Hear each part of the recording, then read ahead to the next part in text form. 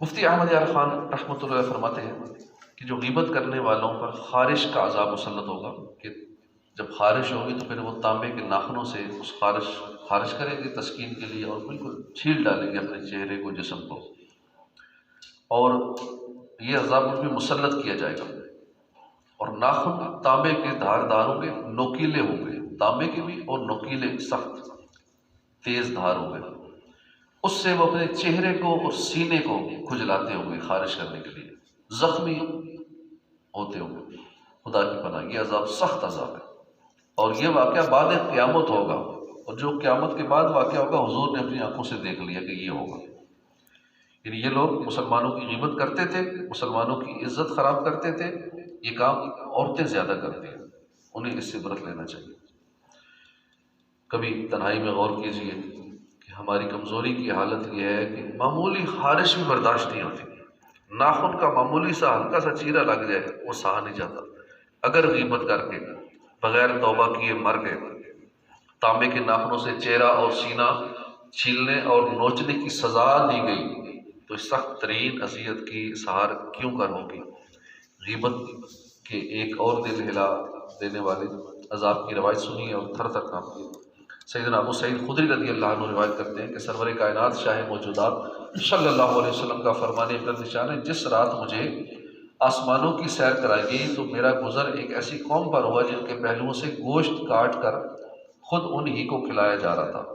انہیں کہا جاتا کھاؤ، تم اپنے بھائی کا گوشت کھایا کرتے تھے، اپنے بھائیوں کا گوشت کھایا کرتے تھے۔ میں نے پوچھا جبریل یہ کون ہے؟ عرض کیا کہ یہ لوگوں کی غیبت کرتے تھے۔ حضور نبی کریم صلی اللہ علیہ وسلم کا فرمان ہے جو دنیا میں اپنے جس بھائی کا گوشت کھائے گا یعنی غیبت کرے گا، وہ قیامت کے دن اس کے قریب لایا جائے گا اور کہا جائے گا اسے مردہ حالت میں بھی کھا، جس طرح تو اسے زندہ کھاتا تھا۔ بس وہ اسے کھائے گا، تیوری چڑھائے گا، منہ بگاڑے گا، سخت تکلیف کی وجہ سے شور مچائے گا۔ غیبتوں اور گناہوں بری باتوں سے رشتہ توڑیے، اللہ کی یادوں، پیارے مصطفیٰ کی نعتوں سے رشتہ جوڑیے، خوب درود و سلام کے لیے زبان کا استعمال کیجیے، خوب تلاوت قرآن پاک کیجیے، ثواب کا ڈھیروں خزانہ حاصل کیجیے۔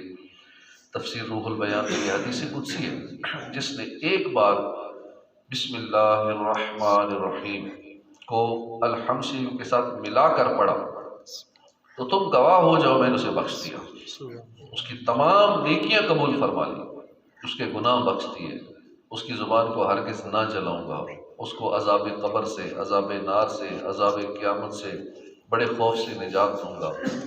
ملانے کا طریقہ یہ ہے کہ بسم اللہ الرحمن الرحیم آگے ملا کے پڑھنا ہے، بسم اللہ الرحمن الرحیم الحمدللہ، بس یہاں سے آگے شروع کر دینا ہے، بسم اللہ الرحمن الرحیم الحمدللہ رب العالمین الرحمن الرحیم، یوں کر کے پوری سورت پڑھ لیں گے آمین تک۔ یہ طریقہ ہے پڑھنے کا۔ ایک بار بھی پڑھیں گے تو کتنے زیادہ اس کے فائدے ہیں کہ بخشش کی بشارت ہے، نیکیاں قبول ہونے کی بشارت ہے، گناہ معاف ہونے کی، زبان کو ہرگز نہ جلاؤں گا، عذاب قبر سے، نار سے، قیامت کے بڑے خوف سے، عذاب قیامت سے، اور اتنی چیزوں سے نجات کی خوشخبری ہے۔ تھوڑا سا 1 منٹ بھی نہیں لگتا، یہ عمل ہمیں وقتاً فوقتاً کرتے رہنا چاہیے۔ غیبت کی تباہ کاریوں میں سے یہ بھی ہے کہ اس کی نحوست سے عبادت کی نورانیت رخصت ہو جاتی ہے۔ چنانچہ ایک بار کا ذکر ہے کہ 2 روزہ دار جب نماز ظہر یا عصر سے فارغ ہوئے تو غیب جاننے والے پیارے آقا صلی اللہ علیہ وسلم نے فرمایا کہ تم دونوں وضو کرو اور نماز دہراؤ اور روزہ پورا کرو، دوسرے دن اس روزے کی قضا کرنا۔ انہوں نے عرض کی یا رسول اللہ یہ حکم کس لیے ہو؟ فرمایا تم نے فلاں شخص کی غیبت کی۔ غیبت عبادت کے حق میں بڑی تباہ کار ہے۔ فرمان مصطفیٰ صلی اللہ علیہ وسلم روزہ سپر ہے جب تک اسے پھاڑا نہ ہو۔ عرض کی گئی کس چیز سے پھاڑے گا؟ ارشاد فرمایا جھوٹ سے یا غیبت سے۔ روزہ اس کا نام نہیں کہ کھانے اور پینے سے باز رہنا ہو، روزہ تو یہ ہے کہ لغو اور بیہودہ باتوں سے بچا جائے۔ مفتی امجد علی اعظمی فرماتے ہیں کہ احتلام ہو یا غیبت کی ہو تو اسے روزہ ٹوٹے گا نہیں، اگرچہ غیبت بڑا سخت گناہ ہے، کبیرہ گناہ ہے۔ قرآن مجید میں غیبت کرنے کی نسبت فرمایا کہ جیسے اپنے مردہ بھائی کا گوشت کھانا، حدیث میں فرمایا غیبت زنا سے بھی بدتر ہے۔ لوگ زنا کو، بدکاری کو کتنا برا سمجھتے ہیں، جو بھی بدکاری کرے اور مشہور ہو جائے محلے میں کہ اس نے یہ کیا ہے، تو اس کا کیا حال ہو جاتا ہے، کتنی بےزتی ہوتی ہے، اور غیبت تو اس سے بڑا گناہ ہے۔ اس طرف توجہ نہیں، ہر بندہ اس میں انوالو ہے۔ اگرچہ غیبت کی وجہ سے روزے کی نورانیت جاتی رہتی ہے، جھوٹ، چغلی، غیبت، گالی دینا، بےہودہ بات، کسی کو تکلیف دینا، یہ چیزیں ویسے بھی ناجائز ہیں، حرام ہے۔ روزے کی حالت میں تو اور زیادہ اس کی کراہت بڑھ جاتی ہے، حرام، اور ان کی وجہ سے روزے میں اس کی کراہت زیادہ ہوتی ہے۔ ہمارے پیارے آقا صلی اللہ علیہ وسلم کا فرمان ہے کہ 4 طرح کے جہنمی جو کہ حمیم اور جحیم، کھولتے پانی اور آگ کے درمیان بھاگتے پھرتے ہلاکت مانگتے ہوں گے، ان میں سے ایک شخص وہ ہوگا کہ جو اپنا گوشت کھاتا ہوگا۔ جہنمی کہیں گے اس بدبخت کو کیا ہوا کہ ہماری تکلیف میں اضافہ کیا دیتا ہے۔ کہا جائے گا کہ یہ بدبخت لوگوں کا گوشت کھاتا تھا، یعنی یہ غیبت کرتا تھا۔ جہنم کا خوفناک عذاب، غیبت اور معصیت سے کنارہ کشی نہایت ضروری ہے، ورنہ سخت مصیبت کا سامنا ہو سکتا ہے۔ ہمیں اپنے گناہوں پر ندامت ہونی اور اس کی وجہ سے دہشت کھانی چاہیے، کاش نصیب ہو جائے۔ ایک مرتبہ عابدین کا ایک قافلہ، یعنی نیک لوگوں کا ایک قافلہ، جس میں سیدنا عطار رحمۃ اللہ علیہ بھی موجود تھے، سفر پر چلا۔ کثرت عبادت کے سبب ان عابدین کی آنکھیں اندر کی طرف ہو گئی تھیں، پاؤں سوج گئے، اتنے کمزور ہو گئے جیسے خربوزے کے چھلکے۔ ایسا محسوس ہوتا تھا گویا ابھی بھی یہ قبروں سے نکلتا رہے۔ جناب ایک عابد بے ہوش ہو گئے، باوجود یہ کہ اس سخت سردی کے دن تھے، ان کے سر سے دہشت کی وجہ سے پسینے ٹپک رہے تھے۔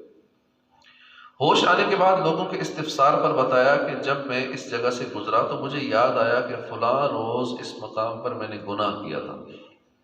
اس خیال سے میرے دل میں حساب آخرت کی دہشت طاری ہو گئی، میں بے ہوش ہو گیا۔ کسی کی خامیاں دیکھے نہ میری آنکھیں، اور سنے نہ کان بھی عیبوں کا تذکرہ یارب، تلے نہ حشر میں عطار کے عمل مولا، بلا حساب ہی تو اس کو بخشنا یارب۔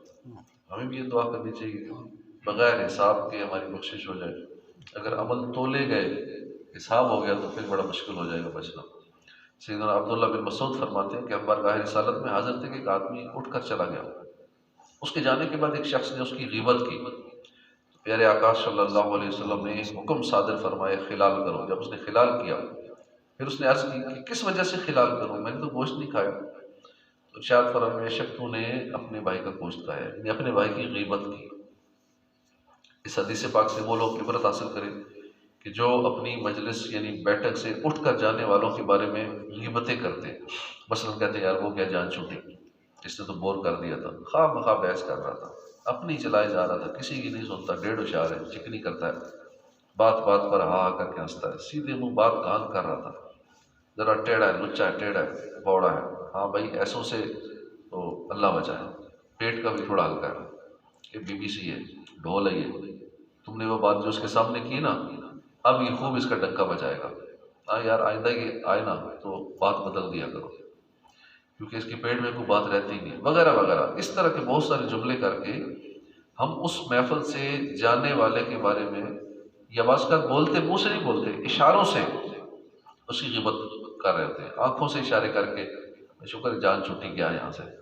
تو اس طرح کی باتیں عموماً محفلوں میں ہوتی ہیں، اور دوستوں میں بھی یہ سلسلہ ہوتا رہتا ہے، تو یہ غیبت ہے، کبیرہ گناہ ہے۔ اللہ پاک ہمیں اس سے بچائے، آمین بجاہ النبی الامین صلی اللہ تعالی علیہ وآلہ وسلم۔